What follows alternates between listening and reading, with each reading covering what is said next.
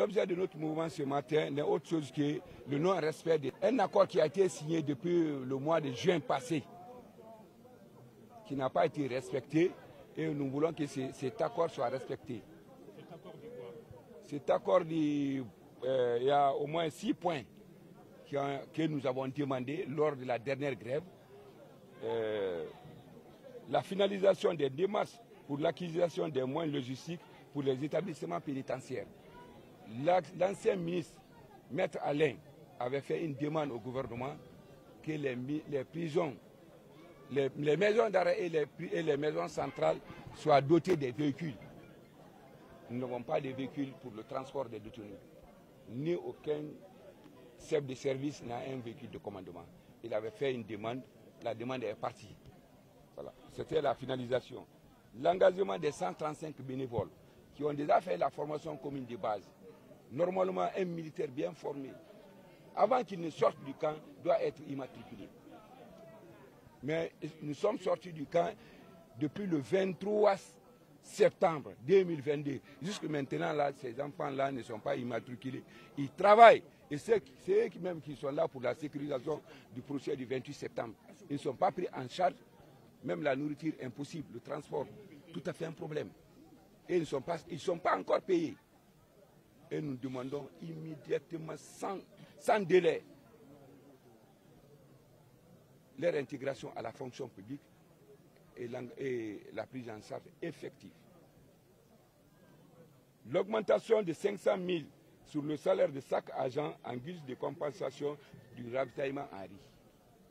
Parce que chaque agent avait des nombres de sacs de riz. Comme le président de la République, colonel Mamadi Doumbouya, avait dit, qu'il a pris du riz, mais il va augmenter la valeur du riz sur le salaire.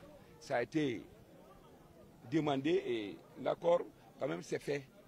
Mais pas les 500 000 que le président a dit. Ils ont 500 000 divisé par 2. Ceux qui prenaient 2 sacs ont reçu 500 000. Ceux qui prenaient 3 sacs, 750 000. Ceux qui prenaient 1 sac, 250 000. Et sinon, ça a été dit 500 000 pour tout agent. C'est-à-dire qu'il y a eu une partie respectée dans cet accord, il y a une partie aussi bafouée. Et il faut que les 500 000 complets là soient mis sur le salaire. L'attribution des grades à l'ensemble du personnel pénitentiaire à la fin de la formation commune de base qui a été faite, nous avons eu des grades. Nous avons eu des grades. Une première, nous avons eu des grades. Mais c'était à la fin de la formation, à la sortie. Mais c'est après un deuxième mois, nous avons eu des grades. Mais on se contente parce que nous voulons les grades, nous avons mis. Mais les grades doivent être accompagnés. On a dit 1er janvier 2023. Ça rentre en vigueur. Jusque maintenant, là, aucun franc n'est ajouté sur notre salaire à la valeur de nos grades.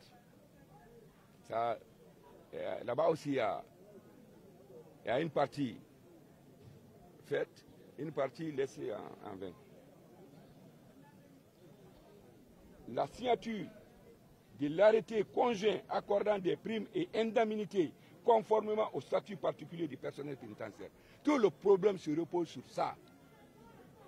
Pourquoi les gens-là refusent d'appliquer le statut particulier du personnel pénitentiaire qui est signé depuis le 31 octobre 2016? Ça fait jour en jour, année en année, 7 ans. Pourquoi on ne l'applique pas? C'est ça qui ne donne pas la carrière administrative. Et tant qu'il n'y a pas une carrière administrative, nous sommes foutus à zéro. Même je meurs aujourd'hui, là où je suis arrêté, là, je meurs là, c'est fini, on bloque mon salaire. Maintenant là, pas d'accompagnement à ma famille. Si elle sait comment se débrouiller, elle va se débrouiller. Mes enfants, qui vont les soutenir? On a perdu plein d'amis. Plein d'amis. Tout récemment, le gardien-chef de la maison d'arrêt de Daboula a rendu l'âme pour envoyer son corps à Dingira et à Kérouani. On n'a pas pu. Faute de quoi, on manque de moyens. Qui va prendre? Quelqu'un tombe malade. Qui va le prendre en charge? C'est dans notre maigre salaire que nous prenons pour survenir à nos visions. On dit la suspension immédiate de la grève et la reprise des activités sur l'étendue du territoire a été prononcée. Nous avons repris. En contrepartie, que cet accord soit respecté.